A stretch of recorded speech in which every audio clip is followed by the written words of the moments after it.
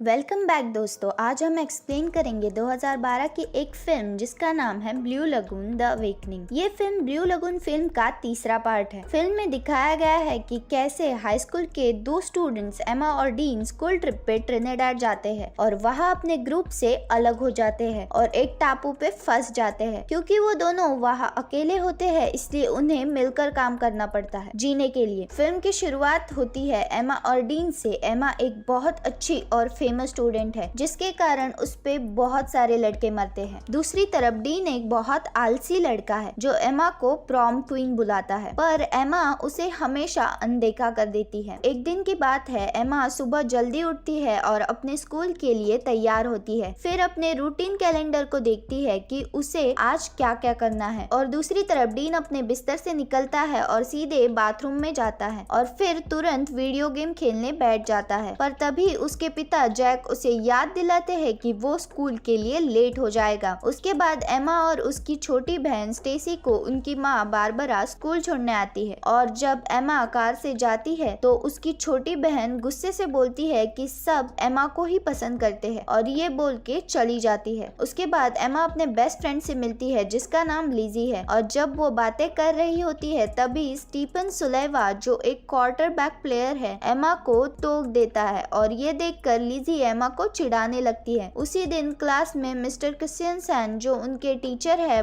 बताते हैं कि बस अगली सुबह 7 बजे निकलेगी ट्रिनिडाड सेंचुरी के ट्रिप के लिए। पर मिस्टर क्रिश्चियनसन और बता ही रहे होते हैं कि एमा क्लास में लेट आती है और डीन भी उसके पीछे से क्लास में आता है और एमा से टकरा जाता है और उसे प्रॉम क्वीन बुलाता है। जब मिस्टर क्रिश्चियनसन ट्रिप के बारे में और जानकारी दे रहे हैं तभी लिजी एमा से बोलती है कि डीन भी ट्रिप पे जा रहा है अपने पिता के पैसों की वजह से और फिर लिजी डीन को देखकर मुंह बनाती है। फिर मिस्टर क्रिश्चियनसन बताते हैं कि ट्रिप के अंतिम 3 दिनों में वो टापू की कल्चर के बारे में जानेंगे और ये सुनकर सब उत्साहित हो जाते हैं। लंच के समय लिजी अपने दोस्तों को एमा और स्टीफन के बीच सुबह जो हुआ वो बताती है और लिजी एमा से बोलती है कि इन 2 हफ्तों के ट्रिप में एमा को स्टीफन के करीब जाना चाहिए। पर एमा लिजी से बोलती है कि उन्हें ट्रिप पे ध्यान देना चाहिए। जब लिजी ट्रिप के बारे में बातें कर रही है तभी एमा की नजर अचानक डीन पे पड़ती है और वो अपने चाकू से सेब काट रहा है और ये देख के लिजी चिढ़ रही है। तभी उनकी एक दोस्त जिसका नाम हेलेन है वो बोलती है कि डीन और वो साथ पढ़ते थे और बोलती है कि डीन अच्छा इंसान है। पर लिजी इस बात को नहीं मानती है, पर उनकी एक दोस्त जूड इस बात को सही मानती है। थोड़ी देर बाद मिस कोलियर जो एक टीचर है वो डीन के पास आती है और उससे उसका चाकू ले लेती है, पर डीन को कोई फर्क नहीं पड़ता। फिर मिस कोलियर डीन को प्रिंसिपल के ऑफिस में ले जाती है स्कूल के नियम को ना मानने के लिए। लिजी अपने दोस्तों से बोलती है कि एमा को डीन जैसे लड़कों के साथ नहीं रहना चाहिए जब एक फेमस क्वार्टरबैक एमा को पसंद करता है। अगले दिन सुबह एमा तैयार होती है ट्रिप के लिए और अपने माँ बारबरा और पिता फिल को थैंक यू बोलती है उसे ट्रिप पे जाने देने के लिए। दूसरी तरफ डीन के पिता जैक उसे याद दिलाते हैं कि उन्होंने कितनी मेहनत की डीन को ट्रिप पे जगह दिलाने के लिए उसके स्कूल के नियम को तोड़ने के बाद भी। उसके बाद स्कूल में मिस्टर क्रिश्चियनसन सबको बस में चढ़ने के लिए बोलते हैं। बारबरा एमा से अपना ध्यान रखने को बोलती है और डीन के पिता भी उसे यही बात बोलते हैं। बस पे चढ़ते वक्त स्टीफन एमा से पूछता है कि वो कैसी है। जब स्टीफन चला जाता है तो लिजी एमा को फिर से चिढ़ाती है, पर एमा उस पे ध्यान नहीं देती है। कुछ घंटे बाद सब स्टूडेंट्स ट्रिनिडाड पहुंच जाते हैं। मिस कोलियर सबसे बोलती है कि वो सब कुछ घंटे मजे कर सकते हैं, पर डिनर से पहले सबको आ जाना है और बोला कि अगले दिन से प्रोग्राम शुरू करेंगे। कुछ देर बाद एमा और उसकी सभी दोस्त पूल पे जाते हैं जहां एमा स्टीफन से मिलती है। एमा पूल में मस्ती कर रही है, पर तभी वो देखती है कि बालकनी से डीन उसे देख रहा है और तभी अचानक स्टीफन एमा को कमर से पकड़ता है और डीन जैसे ही ये देखता है वो वहाँ से चला जाता है। अगले दिन सुबह स्टूडेंट्स ट्रिनिडाड के बच्चों के लिए स्कूल बनाने लगते हैं और तभी डीन कलाबाजी करने लगता है और स्टीफन ये देख के चिढ़ जाता है और एमा से कहता है कि डीन ट्रिप को बिगाड़ देगा। उसी शाम जूड अपनी दोस्तों को बताती है कि स्टीफन ने उन्हें पार्टी पे बुलाया है लोकल बोट में। एमा ये सुन के तुरंत अपने पेरेंट्स का कॉल काट देती है, ये झूठ बोल के कि उसे मिस कोलियर बुला रही है। एमा नहीं जाना चाहती है पर उसके दोस्त उसे मना लेते हैं साथ चलने के लिए। उसके बाद वो लड़कियां पार्टी के लिए बोट पे चली आती हैं। थोड़ी देर बाद एमा हेलन को पार्टी में ढूंढने लगती है, पर वो देखती है कि स्टीफन किसी और लड़की को किस कर रहा है। ये देख के एमा उदास हो जाती है और वहाँ से चली जाती है। जब एमा डीन के बगल से गुजरती है, डीन ने उसे पूछा कि क्या वो और स्टीफन एक दूसरे को पसंद करते हैं। एमा परेशान है और उसने डीन से बोला कि उसे इन सब से कोई मतलब नहीं होना चाहिए। अचानक वहाँ पुलिस आ जाती है और सबसे बोट से निकलने को बोलती है। उसी वक्त अचानक एमा पानी में गिर जाती है, पर उसे किसी ने नहीं देखा, केवल डीन को छोड़ के। एमा मदद के लिए चिल्लाने लगी, तभी डीन तुरंत पानी में कूद गया और फिर वो दोनों एक छोटे बोट की तरफ तैरने लगे। दोनों छोटे से बोट पे बैठ जाते हैं और डीन उसकी रस्सी को काट देता है जो पार्टी बोट से जुड़ी हुई है, क्योंकि वो और दिक्कत में नहीं फंसना चाहता है। एमा पार्टी बोट पे वापस जाना चाहती है, पर डीन बोलता है कि वो बाद में पार्टी बोट का पीछा करेंगे। तभी एक भयंकर तूफान आता है और वो दोनों पार्टी बोट का पीछा करने की कोशिश करने लगते हैं, पर उन्होंने देखा कि उस छोटी सी बोट पे कोई मोटर नहीं है। तभी अचानक एक बड़ी सी लहर आई और उन दोनों ने जोर से बोट को पकड़ लिया। अगले दिन होटल में ट्रिप को कैंसिल कर दिया गया पिछले रात की पार्टी की वजह से। लिजी ने मिस कोलियर से बोला कि एमा होटल वापस नहीं आई है और उसे लगा कि एमा किसी और के साथ है। आगे लिजी ने बताया कि उसने एमा को आखिरी बार पार्टी बोट पे ही देखा था। दूसरी तरफ एमा और डीन लहरों की वजह से बोट के साथ कैरेबियन सागर में पहुंच गए हैं। डीन ने अपने फोन को देखा, पर उसका फोन भीग चुका है। फिर डीन एमा को उसका फोन देने को कहता है, पर एमा के फोन में नेटवर्क नहीं आ रहा है। दूसरी तरफ होटल में मिस्टर क्रिश्चियनसन सबकी अटेंडेंस ले रहे हैं और उन्होंने देखा कि डीन वहाँ नहीं है। उधर सागर के बीच में फंसी हुई एमा डीन से बोल रही है कि उन्हें पार्टी बोट का पीछा करना चाहिए था, पर डीन इस बात से मना करता है, ये बताते हुए कि जिस बोट पे वो है उस बोट में एक ही पेडल है, और इस बात पे वो लड़ने लगते हैं। अचानक लड़ते लड़ते एमा को एक टापू दिखता है और फिर डीन बोट को उस टापू की तरफ ले जाने लगता है। दूसरी तरफ पुलिस एमा के दोस्तों से पूछताछ कर रहे हैं। मिस कोलियर पुलिस से पूछती है कि क्या कोई भी रास्ता है उन दोनों बच्चों को बचाने का, तो पुलिस बोलता है कि उन दोनों को वापस लाना थोड़ा मुश्किल है, और ये सुनकर लिजी घबरा जाती है। उधर बहुत कोशिश के बाद एमा और डीन टापू पे पहुंच जाते हैं। वहां पहुंच के एमा फिर से अपने फोन के नेटवर्क को देखती है, पर वहां भी कोई नेटवर्क नहीं मिलता है। फिर डीन को उस बोट पे एक बंदूक मिलती है और डीन उसे रख लेता है। उधर जैक को पता लगता है कि उसका बेटा गायब है और ये सुनकर वो तुरंत स्कूल जाता है और वहाँ बारबरा से मिलता है, और उसी समय फिल भी वहाँ आ जाता है। वो सब घबराए हुए हैं और प्रिंसिपल से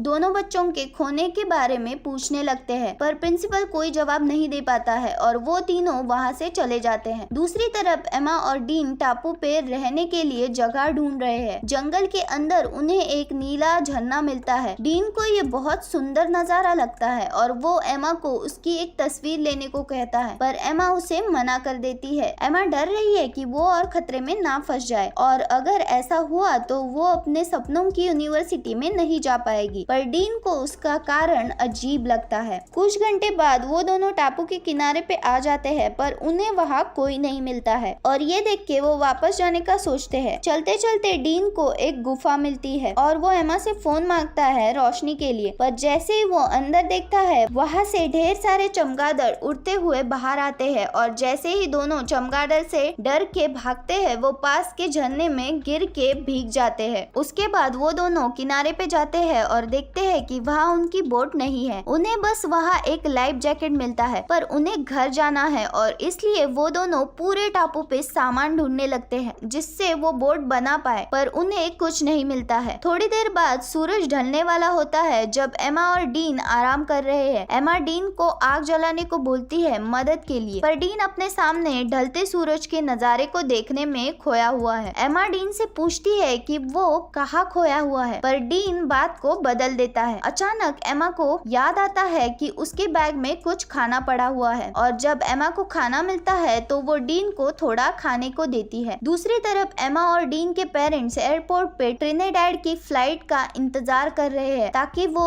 अपने बच्चों को ढूंढ पाए। उधर टापू पे रात को एमा और डीन सागर के किनारे एक कैंप बनाते हैं। तभी एमा डीन से पूछती है कि वो उसे प्रॉम क्वीन क्यों बुलाता है, और डीन बोलता है कि वो सबसे अच्छी लड़की है इस दुनिया में। अचानक एमा एक आवाज आवाज सुनती है पर डीन बोलता है कि कुछ नहीं होगा। एमा फिर अपने फोन को देखती है पर तब भी नेटवर्क नहीं आया है। फिर डीन देखता है कि एमा को ठंड लग रही है तो वो एमा को अपनी शर्ट देता है। एमा उससे बोलती है कि उनका परिवार उन्हें ढूंढ लेगा। कुछ देर बाद एमा को फिर से कोई आवाज सुनाई देती है। जब सुबह हुई तो डीन ने देखा कि एमा रेत पे SOS लिख रही है। डीन एमा से उसका फोन मांगता है पर फोन की बैटरी खत्म हो गई है। उसके बाद डीन तैरने चला जाता है और एमा उसे देख रही है। दूसरी तरफ होटल में मिस्टर क्रिश्चियनसन एमा और डीन के बारे में उनके पेरेंट्स को बता रहे हैं कि पुलिस उन्हें खोज रही है और पुलिस को वो बोट मिला है जिससे वो दोनों लापता हुए हैं। फिर जैक मिस्टर क्रिश्चियनसन को पैसे देता है बच्चों को जल्दी खोजने के लिए। उसके बाद मिस्टर क्रिश्चियनसन सबसे माफी मांगते हैं पर बारबरा बोलती है कि वो भी बच्चों को ढूंढने में मदद करना चाहती है। थोड़ी देर बाद एमा की छोटी बहन स्टेसी अपने पेरेंट्स से कॉल पे एमा के बारे में पूछती है तो फिल उसे उदास आवाज में बोलता है कि वो अभी तक एमा का पता नहीं लगा पाए हैं। उधर टापू पे एमा पास के नदी से पानी निकाल रही है और उसे फिर से अजीब आवाज सुनाई देती है तो वो घबरा जाती है और वहाँ से चली जाती है। फिर वो रेत पे SOS बना रही है और डीन लगातार एमा को देखे जा रहा है। थोड़ी देर बाद उन दोनों को जो भी उस टापू पे मिलता है वो ढूंढ के खाने लगते हैं। अच्छे से खाने के बाद वो एक छोटी सी झोपड़ी तैयार करते हैं। एमा देखती है कि डीन थक के झोपड़ी में सो रहा है और वो भी उसके पास जाकर सो जाती है। तभी अचानक डीन एमा की तरफ मुड़ जाता है और उसके कमर पे हाथ रख देता है पर एमा को ये अच्छा लगता है और इसलिए वो कुछ नहीं करती है। अगले दिन जब एमा झरने में नहा रही होती है तब डीन उससे सनस्क्रीन मांगता है। एमा डीन से बैग में ढूंढने को बोलती है पर डीन ने बोला कि सनस्क्रीन बैग में नहीं है। ये सुन के एमा बोलती है कि उस टापू पे कोई और भी है। उधर होटल में बारबरा एमा को लेकर चिंता में है और न्यूज देख रही है एमा के बारे में और फिल तैयार हो रहा है स्टेसी के पास जाने के लिए पर बारबरा अभी भी घबराई हुई है तो फिल बारबरा से बोलता है कि एमा मिल जाएगी और ये बोल के उसे जोर से गले लगा लेता है। अगले दिन जैक बारबरा के साथ हेलीकॉप्टर लेके एमा और डीन को ढूंढने निकल जाता है। उधर टापू पे एमा आग जलाने की कोशिश करते हुए डीन को बता रही है कि वो अपने परिवार को कितना याद कर रही है। तभी डीन को पास में किसी की खोपड़ी मिलती है। एमा उसे देख के बहुत डर जाती है और चिल्लाने लगती है और बहुत निराश हो जाती है पर डीन उसे विश्वास दिलाता है कि अगर वो साथ रहेंगे तो वो घर जा पाएंगे और ये बोल के वो एमा को किस करने लगता है। रात हो गई है और उन दोनों के बीच माहौल बन गया। उसके बाद एमा अचानक अपने घर को याद करके रोने लगती है। फिर सुबह हुई और जब एमा उठी तो उसने देखा कि डीन वहाँ नहीं है। उसने डीन को पुकारा पर डीन उसे नहीं मिला। एमा बहुत घबरा जाती है और डीन को ढूंढने के लिए जंगल में चली जाती है और थोड़ी देर तक ढूंढने के बाद डीन उसे मिल जाता है। वो कल की खोपड़ी जैसी चीजों से बचने के लिए कुछ बना रहा है। एमा को समझ नहीं आ रहा है कि डीन क्या कर रहा है तो वो डीन से पूछती है कि वो क्या कर रहा है पर डीन गुस्से में बोलता है कि उसे एमा से कोई मदद नहीं चाहिए। ये सुन के एमा निराश हो जाती है और डीन से बताने को बोलती है कि उसे क्या हुआ है पर अचानक एमा गिर जाती है और उसे घुटने पे चोट लग जाती है। डीन तुरंत उसकी चोट को ठीक करता है और एमा से बोलता है कि उन्हें कुछ नहीं होगा। फिर वो दोनों झरने में नहाने लगते हैं। उसके बाद डीन एमा को बताता है कि उसकी माँ एक कार एक्सीडेंट में मर गई। एमा उसकी बातों को अच्छे से सुन रही है और बोलती है कि उसमें डीन की कोई गलती नहीं थी। थोड़ी देर बाद बारिश होने लगती है और डीन उसमें मस्ती करने लगता है और एमा उसे देख के खुश हो रही है और दोनों बारिश में डांस करने लगते हैं। फिर डीन एमा को फूल देता है और वो दोनों किस करने लगते हैं। करीब 1 महीने बाद न्यूज पे बताते हैं कि एमा और डीन की खोज खत्म कर दी गई है पर एमा की दोस्त को अभी भी लग रहा है कि एमा और डीन वही है। बारबरा को भी वैसा ही लगता है और वो जैक के साथ हेलीकॉप्टर लेके अपनी बेटी एमा को ढूंढने चली जाती है और उन दोनों को अच्छे से ढूंढने के लिए सबको पर्ची बांट रहे हैं जिन पे एमा और डीन के बारे में जानकारी दी हुई है। ये सब कुछ कर लेने के बाद जैक बारबरा से कहता है कि उन्होंने सब करके देख लिया है पर फिर भी एमा और डीन नहीं मिल रहे हैं। ये सुन के बारबरा उदास हो जाती है और घर चली जाती है। दूसरी तरफ डीन एमा को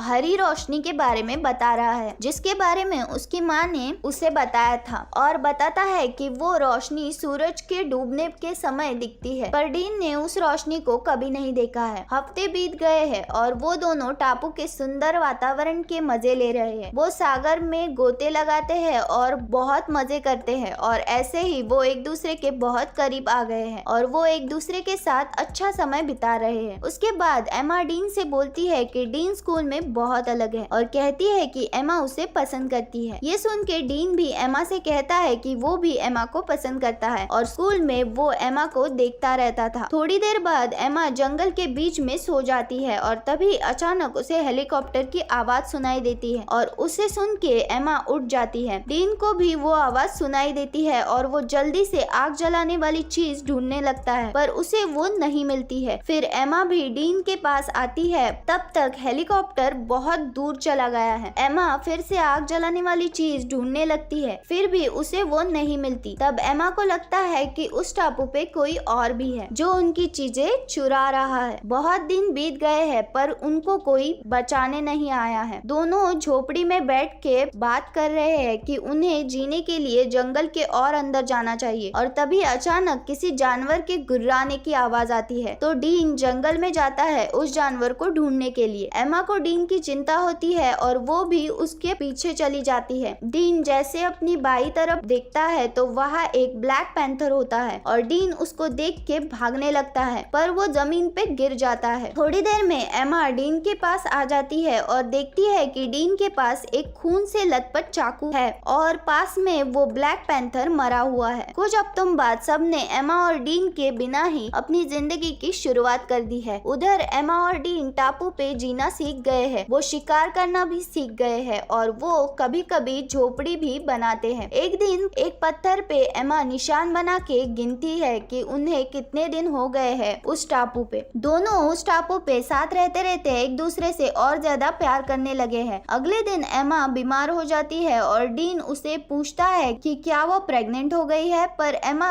इस बात से साफ मना कर देती है। एमा अच्छा महसूस करने के लिए डीन के साथ लेट जाती है पर जब वो दोनों बात कर रहे होते हैं एमा की खोई हुई चीजें ऊपर से गिरने लगती है और जब वो दोनों ऊपर देखते हैं तो वहाँ एक बंदर होता है जो उनके ऊपर वो सामान फेंक रहा होता है। ये देख के एमा बंदूक उठाती है और घबरा के हवा में उसे चला देती है और ये देख के डीन गुस्से में आ जाता है क्योंकि वो वहाँ रहना चाहता है। उसके बाद वो दोनों लड़ने लगते हैं और एमा वहाँ से चली जाती है। थोड़ी देर बाद जब डीन मछली पकड़ रहा होता है तो एमा उससे माफी मांगती है और डीन मान जाता है। तभी अचानक एक हेलीकॉप्टर वहाँ से गुजरता है और उन दोनों को किनारे पे देख लेता है। उन दोनों को बचा लिया गया है और वो दोनों वापस आ गए हैं। एयरपोर्ट पे एमा और डीन के दोस्त और पेरेंट्स उन्हें देख के बहुत खुश होते हैं पर एमा और डीन सबकी तरह खुश नहीं है। बाद में डीन एमा के घर आता है और वो बात करते हैं कि घर वापस आना कितना अजीब है। डीन एमा की तरफ झुकता है उसे किस करने के लिए पर एमा दूर चली जाती है और डीन को कल के पार्टी पे बुलाती है। अगले दिन पार्टी पे एमा के पेरेंट्स कुछ शब्द बोलते हैं उनके बच्चों के वापस आने पे। फिर स्टेसी डीन से पूछती है कि वो सबके साथ क्यों नहीं है तो डीन बोलता है कि वो उन सब की तरह नहीं है। फिर स्टेसी डीन से बोलती है कि एमा कितनी फेमस है और डीन को कोई जानता भी नहीं। डीन एमा को उसके साथ आने के लिए इशारा करता है पर एमा उसे अनदेखा कर देती है और ये देख के डीन पार्टी से चला जाता है। सभी चीजें पहले की तरह हो गई है। एमा और फेमस हो गई है पर डीन अभी भी अकेला है। जब भी एमा और डीन एक दूसरे के पास से गुजरते हैं तो वो बस एक दूसरे की तरफ देखते हैं और कुछ नहीं। कुछ दिन बाद एमा डीन को कॉल करती है पर डीन कॉल नहीं उठाता है। उसके बाद एमा के रूम में स्टेसी एमा से बोलती है कि एमा को सब पसंद करते हैं पर उसे कोई पसंद नहीं करता है। पर अब स्टेसी को पता लग गया है वो एमा को बहुत याद करती है। फिर एमा स्टेसी से बोलती है कि वो बहुत अच्छी बहन है और फिर वो दोनों एक साथ पार्टी में जाने का सोचते हैं। अगले दिन सुबह डीन अपनी माँ के कब्र पे जाता है और बोलता है कि उसने वो